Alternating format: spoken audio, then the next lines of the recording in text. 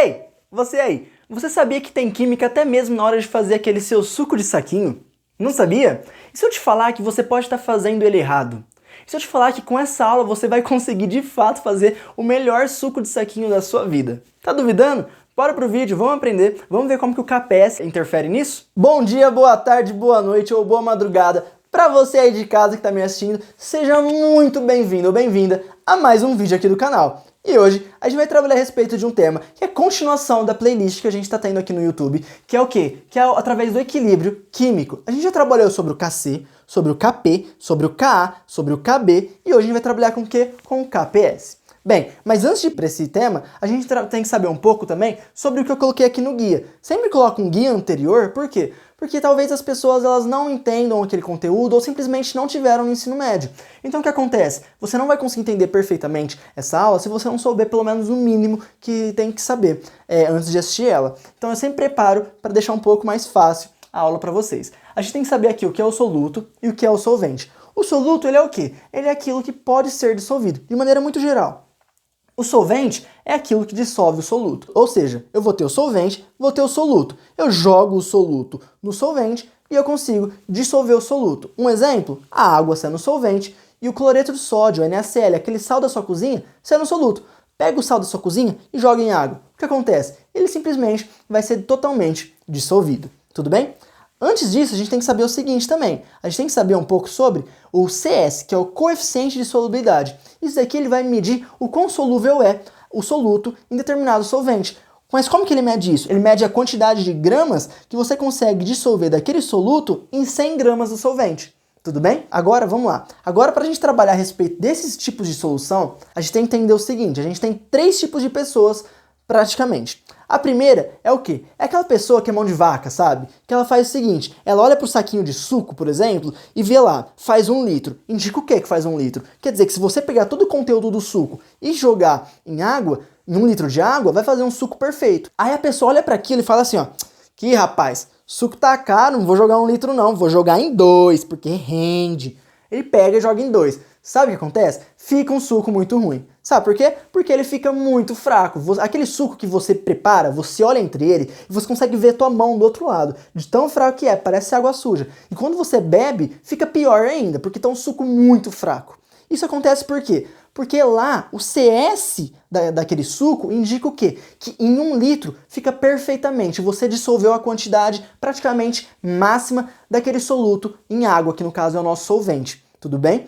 Aí você trabalha o seguinte, se você pega e você duplica o volume de água e dissolve o mesmo tanto, vai acontecer o quê? Vai ficar uma solução fraca, porque se 1 litro consegue dissolver um saquinho inteiro daquele, 2 litros consegue dissolver quantos saquinhos daquele? 2. E se em 2 litros você coloca só um saquinho, fica uma solução fraca. Por quê? Fica uma solução insaturada. Então a solução insaturada é isso. É uma solução que tem um certo volume que conseguiria dissolver mais soluto, só que não tem soluto o suficiente para você dissolver. No caso do nosso pacotinho de suco, você jogou um pacotinho em 2 litros ao invés de 1 litro.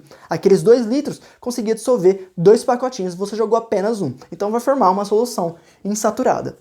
Certo? O segundo tipo de pessoa é aquela o quê? Aquela pessoa que ela olha para o pacotinho, vê lá, faz 1 litro e simplesmente respeita. Essa pessoa é perfeita. Porque ela olha o pacotinho e percebe que alguém trabalhou lá por trás para conseguir chegar naquele resultado. Aí a pessoa pega e coloca apenas um saquinho e 1 litro. Perfeito, o suco fica maravilhoso, como tinha que ser. Tudo bem? Só que também, o que acontece? Por que isso aconteceu? Por causa que ele formou uma solução saturada. A solução saturada é aquela solução que dissolveu o máximo de soluto naquela quantidade de solvente. No caso, em 1 litro, ela dissolve no máximo um pacotinho, certo? Então o que acontece? A gente jogou um pacotinho, ele dissolveu o máximo. Se você jogar um pouco mais, o que acontece? Já não vai mais se dissolver. Se ele não dissolve, ele vai precipitar. Calma que eu vou explicar o que é precipitado. Mas é isso. Tenha em mente que se você joga a quantidade ideal, vai dissolver completamente tudo e o máximo que aquele volume consegue dissolver. Tudo bem? Isso é uma solução saturada. Aí agora a gente tem o terceiro tipo de pessoa. O terceiro tipo de pessoa é aquela que olha pro pacotinho e vê assim, olha, faz 1 litro. Aí ela pensa, faz 1 litro, isso daqui fica muito fraco se eu fazer 1 litro, quer saber? Vou pegar o pacotinho e jogar num copo inteiro. Aí o cara vai lá, o ser humano pega o negócio, pega um copo de 250 ml de água e faz o quê? Joga o pacotinho inteiro. Cara, presta atenção, se aquele pacotinho ele tá pra você colocar em 1 litro de água, se você jogar em 250 ml, está jogando em 1/4 do volume que é sugerido. Então o que acontece? Vai dissolver apenas 1/4 daquele pacotinho praticamente. O resto não vai dissolver, não adianta, você não vai fazer mágica.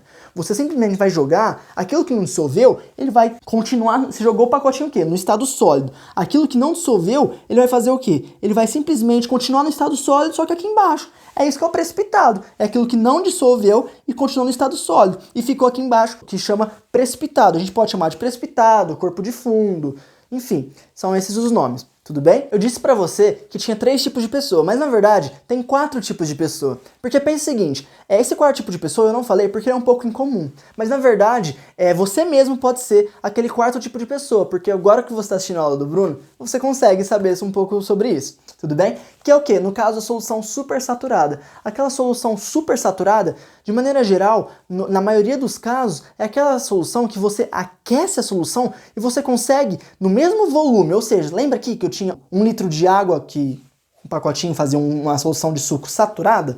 Se eu pegar e aquecer aquela água, eu vou conseguir dissolver um pouco mais de suco.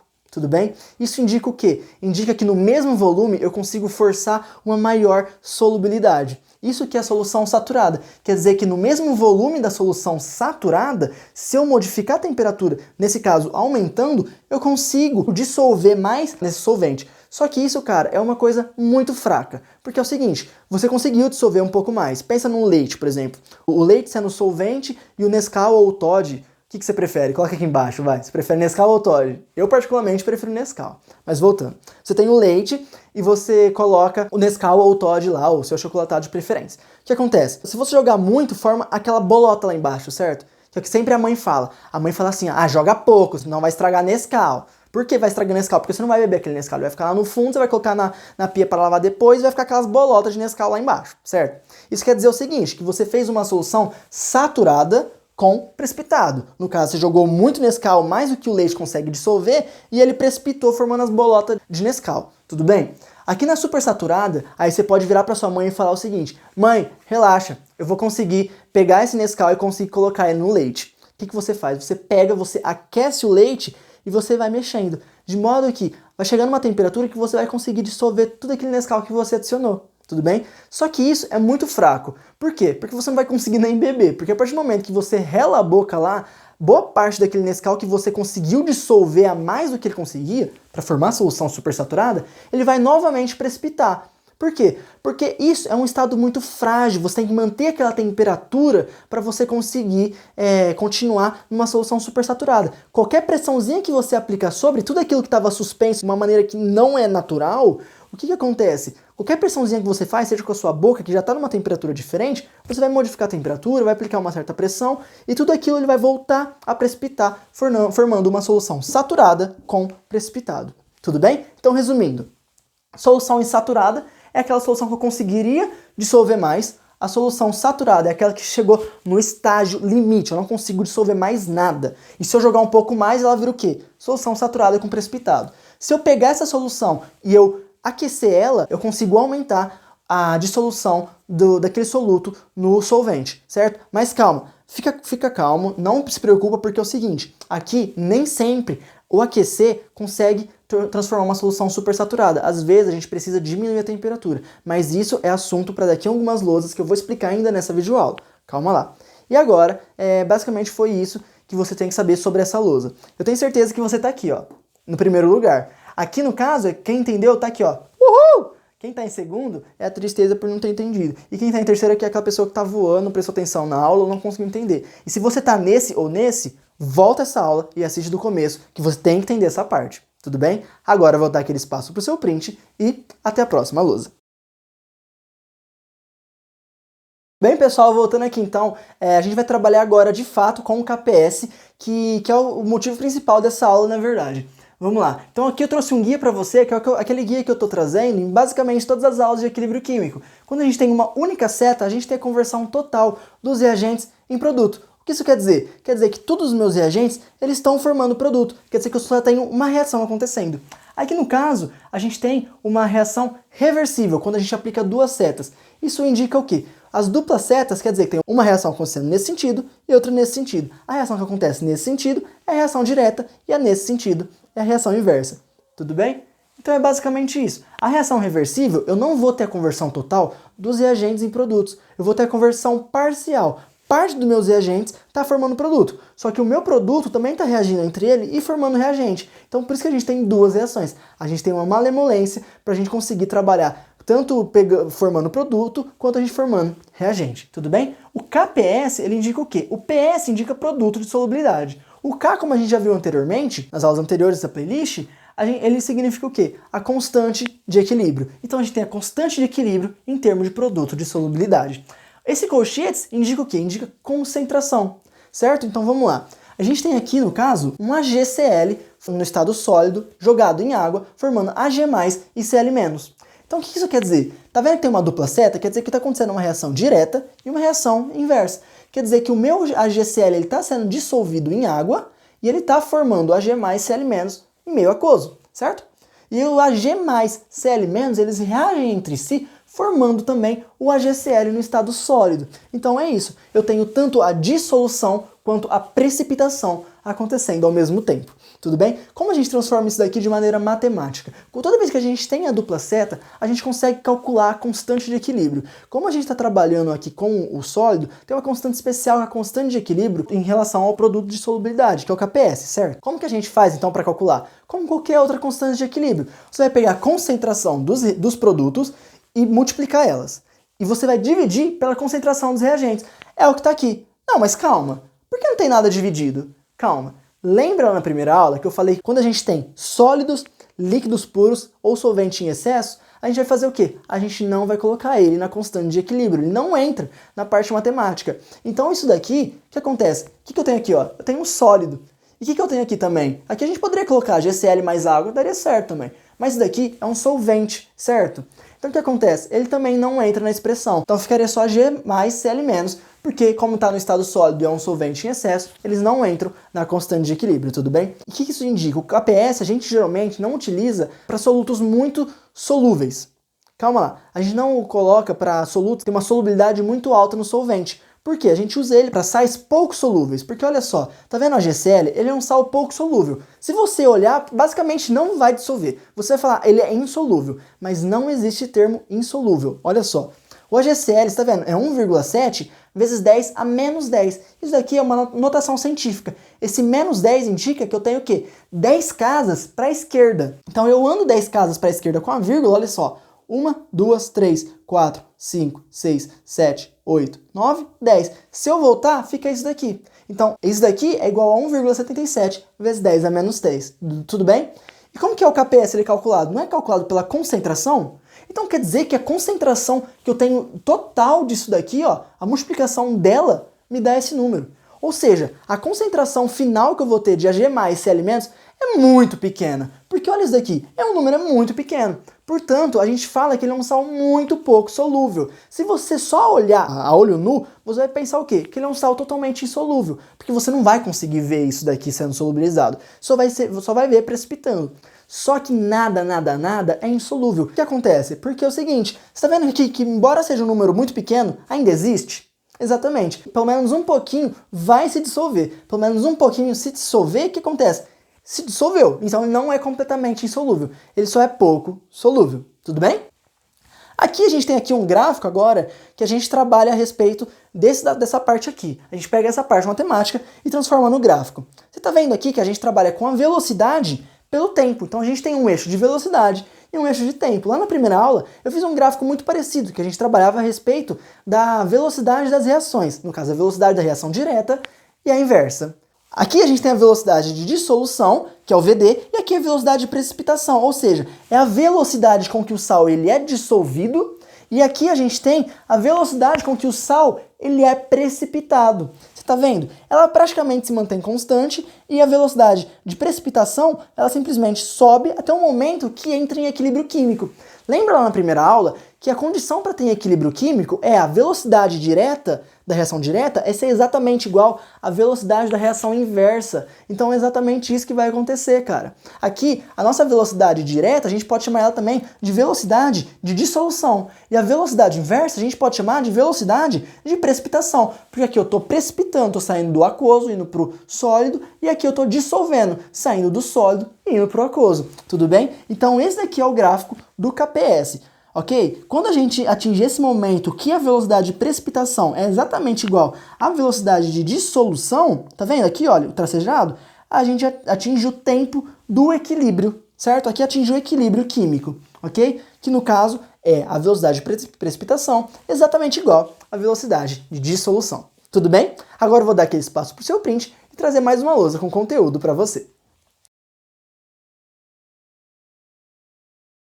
Bem, pessoal, voltando agora, você lembra que na primeira lousa eu falei para você a respeito que alguns sólidos, na solução supersaturada, quando eu aumento a temperatura, a solubilidade daquele soluto no solvente aumenta, certo? Mas você lembra que eu falei que tinha casos que são as exceções? Bem, o que seriam essas exceções? Essas exceções, elas seriam aquele momento em que você aumenta a temperatura e ao invés de subir a solubilidade, ela diminui. Ou seja, a solubilidade, para você conseguir fazer uma solução supersaturada, você vai ter que abaixar a temperatura. Tudo bem? Esse, no caso, seria um caso de exceção. Agora a gente vai ver como que isso acontece de maneira mais aprofundada. Primeiramente, a gente tem que trabalhar a respeito das dissoluções endotérmicas. O que é endotérmica? Dissolução você já sabe, que é quando você pega um soluto, joga no solvente, que aí tem uma solução, seja ela grande ou pequena. Tudo bem? Mas o que é essa parte endotérmica? Essa parte endotérmica já entra numa área da química que chama termoquímica, que é a área que a gente trabalha com as temperaturas, com a energia em forma de calor. O que isso quer dizer? Quer dizer o seguinte, quando ela é endotérmica, pensa o seguinte, endo, não parece que você está falando dentro. Eu decorei dessa forma. Ou seja, se parece que você está falando dentro, a energia ela vem para dentro. Ou seja, você absorve energia. É exatamente isso que acontece. As reações endotérmicas são aquelas reações que absorvem energia, que a energia vem para dentro. Isso quer dizer o quê? Que o ΔH ele é maior do que zero. Tudo bem? Esse H, ele indica o quê? Ele indica a entalpia. Não fica muito preocupado com isso, porque a gente vai ter uma aula aqui no canal que vai falar sobre todos os tipos de entalpia que existem. Só que por enquanto não fica muito bitolado com isso, porque não vai fazer muita diferença. Primeiro porque isso daqui já é um conceito mais aprofundado, já não tem uma probabilidade grande de cair. Só que se cair, você já vai estar preparado, certo? Vamos lá então. Aqui a gente tem que no caso da dissolução endotérmica, a gente tem a entalpia de rede sendo maior que a entalpia de solvatação. Primeiramente, eu coloquei aqui, eu já também não ia deixar você totalmente desamparado. Eu vou dar uma introdução pelo menos inicial para você ter uma ideia do que cada coisa quer dizer, mas eu não vou entrar fundo. A gente vai ter uma aula específica sobre cada caso de entalpia, lembra disso? Primeiramente, a entalpia de rede é aquela entalpia que você vai fazer o seguinte, vai ser a energia necessária para você passar íons do estado gasoso para o estado sólido, diretamente. Você não vai passar por algum estágio intermediário. Ele vai passar automaticamente do estado gasoso para o estado sólido. A energia que é necessária para acontecer esse processo, dos íons do estado gasoso para o sólido, é a entalpia de rede, a chamada entalpia de rede. Aí a gente vai ter aquele ciclo de Born-Haber, enfim, a gente trabalha isso melhor em outra aula, tudo bem? A entalpia de solvatação, ela é o seguinte, pensa bem, quando você pega um sólido e você joga em água, inicialmente o que acontece? A água estava lá parada, estava de boa, chegou o sal, jogou, o sal perturbou ela. O que acontece? Pensa assim, você agora aí na sua cadeira, ou independente do lugar que você esteja assistindo, não tem ar te rodeando? Você está coberto por ar, aqui no momento eu estou coberto por ar, certo? Agora você pensa o seguinte, quando você pega o sólido e você joga em água, ele vai estar coberto por o quê? Ele vai estar coberto por água, certo? Então vai ter água em tudo que é parte. E a água, por sua vez, ela já é polarizada, ela tem polos positivos e polos negativos, ok? Lá próximo ao oxigênio tem o polo negativo da água e próximo ao hidrogênio tem o polo positivo, não é? Então o que acontece? A gente está pegando sólido e está rodeando ele por uma molécula polarizada. Então o que vai acontecer? Primeiramente a gente vai colocar o sólido aqui e vai rodear ele por moléculas polarizadas. E essas moléculas polarizadas, por sua vez, vai acabar retirando um íon ou outro, certo? Que nem aqui no caso. Imagina, a gente colocou o NaCl sólido, rodeou ele de água, porque a gente jogou ele em água, certo? A gente rodeou ele de água. Esse processo chama de hidratação. A gente hidratou ele, aí a molécula, como que ela tem carga, ela conseguiu retirar os íons, no caso Na+, e Cl-. E agora os íons estão rodeados por água, certo? Então esse daqui é o processo de solvatação, quando os íons eles estão rodeados pelo solvente, no caso. Então a energia envolvida nesse fator é a entalpia de solvatação. E quando a energia de rede, ou seja, a energia necessária para passar do estado gasoso para o sólido, um íon, você tem a entalpia de rede.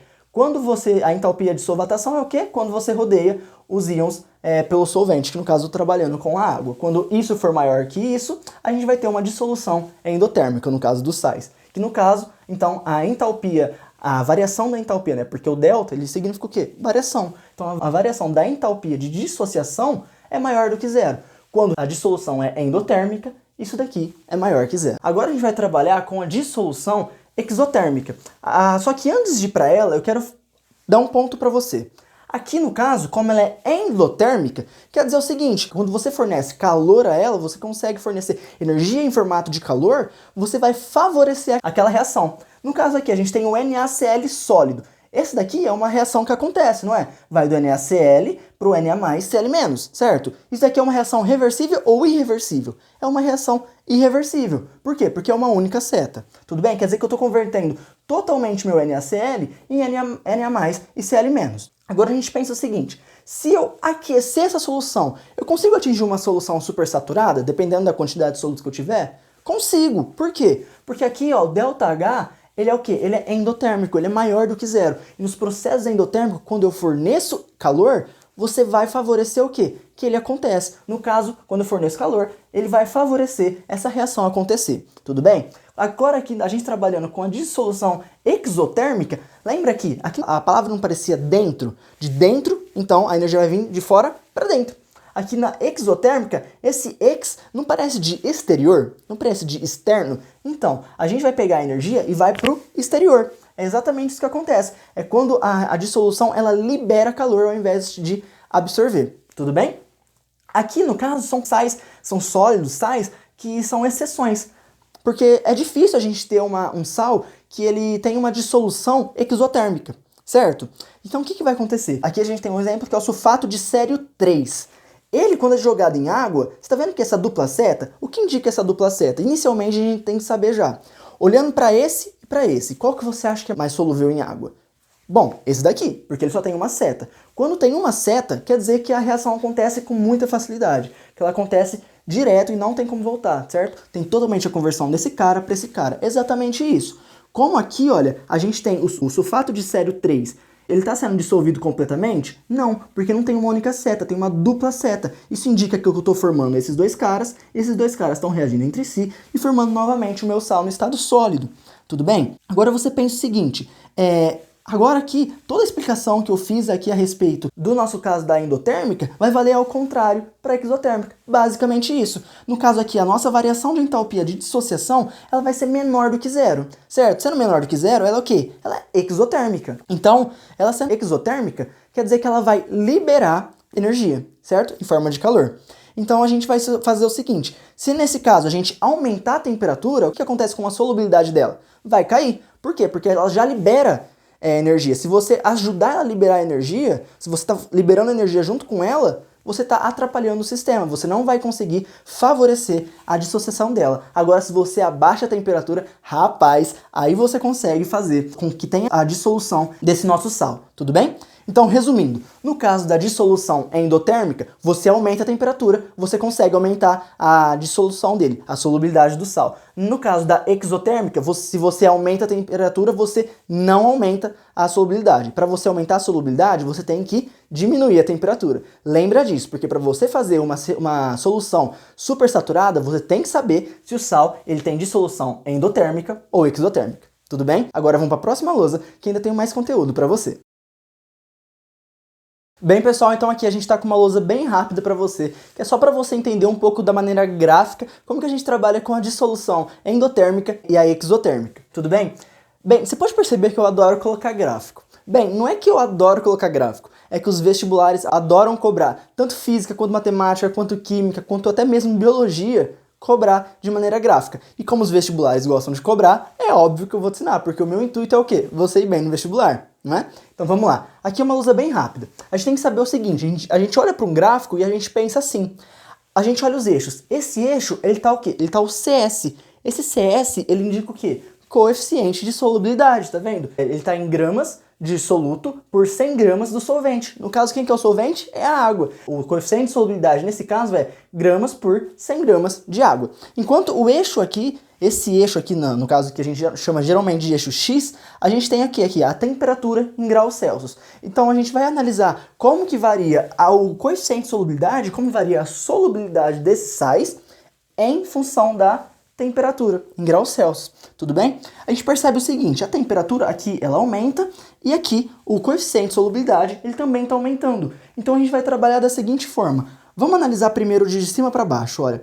A gente olha para cá que a gente tem aqui, no nosso caso, o quê? O nosso cromato de potássio. Esse sal aqui ele chama cromato de potássio, o K2CrO4. Olha o que acontece com o CS dele, com o coeficiente de solubilidade dele, quando eu aumento a temperatura. Eu estou aumentando a temperatura e olha aqui, está aumentando a solubilidade, certo? Então quer dizer o seguinte, a gente já sabe que esse cara é o quê? Ele é uma dissolução endotérmica, porque quando a gente fornece energia em forma de calor, a solubilidade dele aumenta. Vamos para o de baixo. Aqui no caso desse que está em verde, não sei se está aparecendo verde ou amarelo aí na câmera para você, mas eu juro que é verde.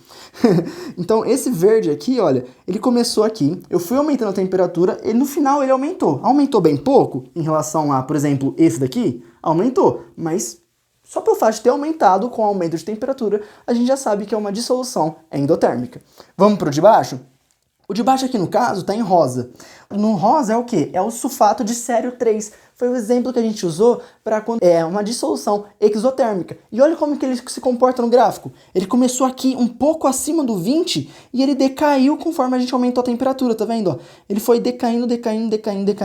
Não representei perfeitamente no gráfico, até porque eu não sou um computador, eu sou um humano. Então é difícil, ainda mais em GIS, você ter uma precisão muito boa em um gráfico. Mas acredita em mim, a solubilidade dele aqui, ela decai com o aumento da temperatura. E se eu diminuísse a temperatura, fosse diminuindo, o que acontece? A solubilidade dele, no caso, ia aumentar. Tudo bem? Então vamos aqui para o nosso último caso, que é o que está em amarelo. Olha como que ele subiu bastante. Esse daqui é o nosso nitrato de potássio. Olha como que ele varia muito a solubilidade com a temperatura. Quando a gente passa aqui dos 20 graus Celsius, olha o aumento, é um aumento enorme, é um aumento descomunal. Olha o que acontece. Eu aumentei a temperatura, aumentou muito a solubilidade dele. Certo? Então, nesse caso, analisando isso, você olha para um gráfico desse, você tem que já pensar o seguinte, aumenta ou diminui a solubilidade com o aumento de temperatura? Aumenta? Então quer dizer o quê? Que ela é uma dissolução endotérmica. Diminui a solubilidade com o aumento de temperatura? Então ela é o quê?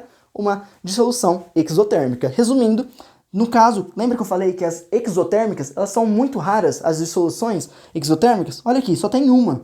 E olha aqui, a gente tem os 3, no caso sendo uma dissolução endotérmica. Tudo bem? Vou dar aquele espaço para o seu print e voltar com um exercício maravilhoso para você de uma dos vestibulares mais disputados do Brasil, que é a FUVEST, aquele vestibular da USP. Tudo bem? Bem, pessoal, a gente está aqui com agora uma questão de segunda fase da FUVEST. Para você que não sabe, a FUVEST é o vestibular da USP, né? Um vestibular interno da Universidade de São Paulo, aqui do estado de São Paulo, claro. Bem, a primeira fase ela é composta por questões objetivas, isto é, questões de assinalar, e a segunda fase é composta por questões dissertativas, que são aquelas questões que a gente simplesmente tem que responder de forma discursiva, sabe? A gente tem que pegar e escrever na questão, não tem as alternativas para a gente assinalar. Bem, vamos lá. A gente está aqui com a questão, eu vou ler lá para vocês. Em determinada temperatura, a solubilidade do sulfato de prata em água é 2,0 vezes 10 a menos 2 mol por litro. Qual o valor do produto de solubilidade, ou seja, KPS, desse sal à mesma temperatura? Calma, não olha aqui para o resultado por enquanto. Você tem que fazer o seguinte, volta um pouco e dá um pause naquela questão e tenta fazer ela sozinha. Depois que você conseguir, você volta aqui para ver se você acertou, tudo bem? Vamos lá então. A gente olha a primeira coisa, é o seguinte, o que ele deu de dado? Ele deu que a solubilidade é igual a 2,0 vezes 10 a menos 2 mol por litro. Ou seja, ele deu, no caso, a solubilidade em concentração. E a gente sabe que o sal ele é o quê? Ele vai ser o sal que chama sulfato de prata, tudo bem? Então a gente vai pegar aqui e colocar o sulfato de prata. Aí a gente pega e coloca ele em água formando o quê? Ele vai formar Ag+, e SO4, 2-, que são os respectivos íons. Mas calma, como que eu sei se eu coloco uma seta ou dupla seta? Certo? Porque entendo, é uma dúvida que pode ocorrer, porque não é muito simples você saber se é uma seta ou dupla. Na verdade, Se você souber um conteúdo também. Que é o seguinte, eu tô deixando de novo esse vídeo aqui em cima, que é a solubilidade dos sais. Ou aí o que você vai fazer? Você vai clicar nele e você vai dar uma analisada. Porque lá eu ensino como que você sabe se um sal ele é pouco solúvel ou ele é muito solúvel. Inclusive tem uma paródia lá, que é a paródia do Sentadão, que você vai assistir ela e você vai conseguir de fato assim conseguir compreender quais sais eles são solúveis e os que são pouco solúveis, ok? Mas enfim, a gente sabe no caso que a gente tem 1 mol desse carinha aqui, formando 2 mols de Ag+, e 1 mol de SO4-. Como eu sei isso? Quando não tem nada na frente, a gente coloca 1. Quando tem alguma coisa na frente, a gente coloca o número que está lá. No caso está o 2, a gente coloca o 2. Isto é, isso daqui, cara, é basicamente o quê? É basicamente estequiometria, esse exercício. A gente vai analisar da seguinte maneira. A cada 1 mol que eu tenho disso, eu formo 2 mols de Ag+, e eu formo 1 mol de SO4, 2-. Sabendo disso, a gente vai fazer o seguinte. Tem a conversão total do meu sal nos meus produtos? Do meu reagente nos meus produtos? Não, não tem, porque lembra, é uma conversão parcial na dupla seta, numa reação reversível. Então a gente não sabe, se a gente soubesse que fosse 100%, a gente nem colocaria essa parte do x. A gente simplesmente colocaria aqui e faria uma regrinha de 3. Mas como não é, a gente tem que fazer o cálculo do KPS, caso a gente queira em algum momento descobrir a concentração de qualquer um desses caras que está aqui na reação. Mas nesse caso, não se preocupe, porque nesse exercício isso não vai ser necessário. O necessário é, você só tem que entender qual que é a proporção. A proporção é de 1 para 2 para 1. Desse modo, como a gente tem aqui a solubilidade em concentração, é só a gente fazer aqui multiplicando, porque a gente sabe que se 1 mol desse cara forma 2 mols de Ag+, e 1 mol de SO4-, vai fazer a mesma proporção com a concentração. Então aqui a gente tinha a solubilidade de 2 vezes 10 a menos 2 mol por litro. No caso de que aqui de 1 ele vai para 2, a gente pega tudo isso daqui e multiplica por 2, que é igual ao quê? É igual a 4 vezes 10 a menos 2. E aqui no caso, a gente tem 1 para 1, ou seja, a mesma coisa, então apenas se mantém. Lembra bem, isso daqui é uma notação científica. Esse 10 a menos 2 indica que eu tenho 2 casas para a esquerda. Então o que acontece? A gente vai pegar esse valor, jogar 1, 2, certo? Então é esse que vai ser o resultado de maneira que a gente não coloque notação científica. Vamos lá. A gente sabendo a concentração, a gente tem que montar o KPS. O KPS é o quê? Vai ser a multiplicação da concentração dos produtos, certo? Tá aqui a G e a concentração do SO4, 2-. Bem, se você assistiu a primeira aula, e eu indico que você assista, porque lá é a aula crucial para você conseguir entender o equilíbrio químico, você tem que fazer o seguinte, você sabe que o coeficiente, aqui o coeficiente estequiométrico, a gente chama isso aqui de coeficiente estequiométrico, ele vai elevar a concentração. No caso aqui, como é 1, a gente não precisa elevar, certo? Porque é a mesma coisa de a gente deixar assim. Mas no caso que aqui é 2, a gente obrigatoriamente tem que colocar esse 2, porque vai ficar ao quadrado. Então a gente vai pegar e substituir as concentrações que a gente achou aqui dentro da nossa expressão do KPS. Então vai ficar Ag mais ao quadrado, que vai ficar 4,0 vezes 10 a menos 2 ao quadrado, vezes a concentração do sulfato. A concentração do sulfato é 2 vezes 10 a menos 2. Quando a gente eleva isso aqui ao quadrado, a gente sabe que a gente está elevando tanto 4 quanto esse 10 a menos 2. 4 ao quadrado, 16. Aí a gente pega esse expoente. 2 ao quadrado é o quê? É 4, certo? Então a gente vai pegar aqui e colocar o nosso 4. A gente sabe o seguinte também, em notação científica, a gente vai ter o quê? A gente tem sempre que ter apenas um número diferente de 0 antes da vírgula. Olha aqui tá correto, ó, 2, tá vendo? Tem apenas um número antes da vírgula, apenas um número antes da vírgula, é apenas um número antes da vírgula. Aqui a gente tem 2 números diferentes de 0. Ah, mas espera lá, não tá indicada a vírgula, como que eu vou saber? Quando não tá indicada, é que tá aqui, ó, sempre após o último número. No caso, como aqui não tá indicada, a gente sabe que a vírgula tá aqui. Então, quantos casos eu tenho antes dela diferente de 0? Eu tenho 2, o 6 e o 1. Então o que a gente faz? A gente vai passar ela para cá, tudo bem? Só que lembra, esse 10 a menos 4 indica que eu tenho quantas casas para a esquerda? 4 casas. Se eu ando a vírgula daqui para cá, eu já andei uma casa para a esquerda, certo? Então eu tenho que modificar isso aqui também. Por quê? Porque daqui de menos 4 vai para quanto? Vai para menos 3, porque eu já andei uma casa. Então eu tenho esse número com mais 3 casas para a esquerda, tudo bem? Então a gente simplesmente agora faz essa multiplicação, que 1,6 vezes 2 dá 3,2. Aí no caso, como a gente está multiplicando potências aqui, a gente vai fazer o quê? A gente vai somar, no caso, essas potências. A gente vai colocar aqui menos 3 mais menos 2, aí você tem que saber a regra de sinal. Mais com menos fica o quê? Fica menos. Então fica menos 3 menos 2 fica igual a menos 5. Tudo bem? Então esse aqui é o resultado do KPS. Olha que questão moleza de segunda fase para você fazer. É simplesmente você pegar, descobrir a proporção estequiométrica aqui, 1 para 2 para 1, você conseguir colocar aqui de modo que você pega a concentração e coloca ela aplicando a proporção na concentração, monta o KPS, lembrando o quadrado, substitui e o resto é matemática básica. Tudo bem? Lembrando, se a gente não soubesse essa questão de só ter um número diferente de zero aqui na notação científica, o nosso resultado ia ficar diferente. Ia ficar 32 vezes 10 a menos 6. Não ia estar errado, mas também não ia estar completamente certo, porque isso pode descontar nota, ok? Então a resposta certa mesmo é essa daqui. Tá? Então se essa aula foi importante para você, eu espero que te ajudou bastante. Deixa aquela sua inscrição aqui embaixo, deixa aquele like, por favor, comenta aqui se eu tô te ajudando, se essa aula tá sendo útil para você e qual aula que você queria aprender, ok? Agora eu vou dar aquele espaço pro seu print e até o próximo vídeo.